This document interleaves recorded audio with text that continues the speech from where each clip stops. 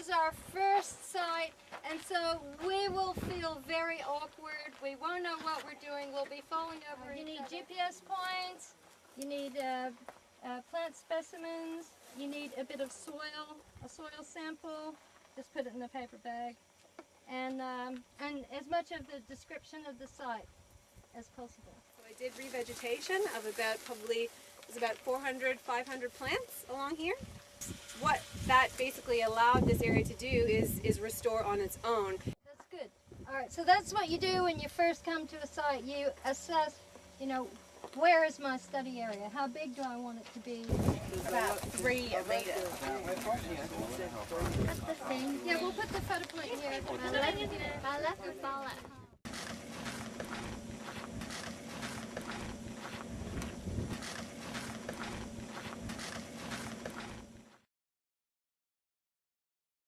I suppose the mistake that Elisa and I have done is when we came in to plant, we had a look at the species all around us and we planted those, but we didn't look at the height of the land and stuff like the seagrass. I'm looking for a star dropper. My kingdom for a star dropper.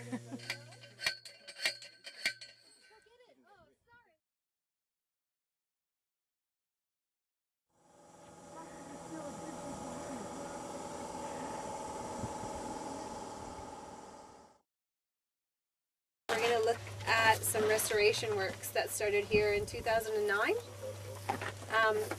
And you'll notice we went tree guards here than we had at the last site. Last site we had mesh tree guards. And over here we have core flute.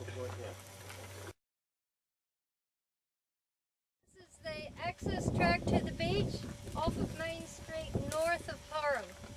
So what's it, about 2 kilometers out of Parham? 1 kilometer out of Parham. And it's a beach access track.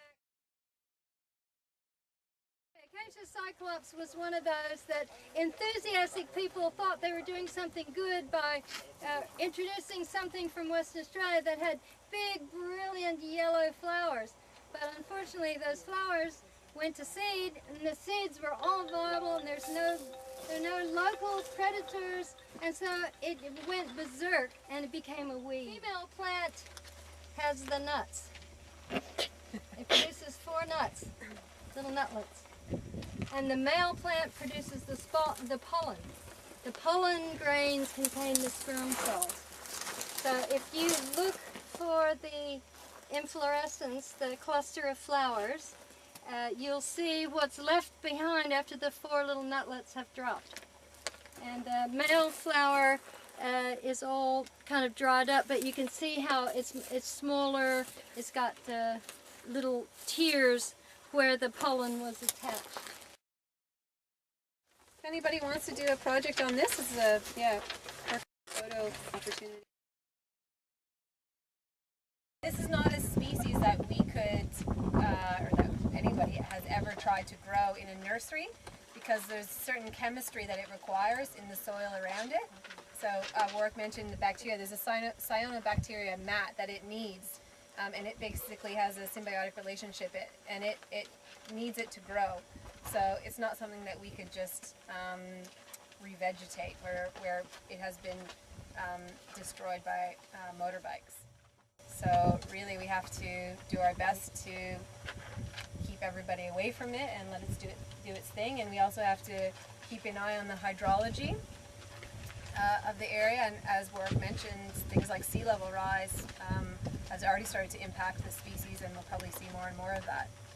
When it comes to on-ground work, it's sort of come down to the on-ground officers, but where you've got super duper rare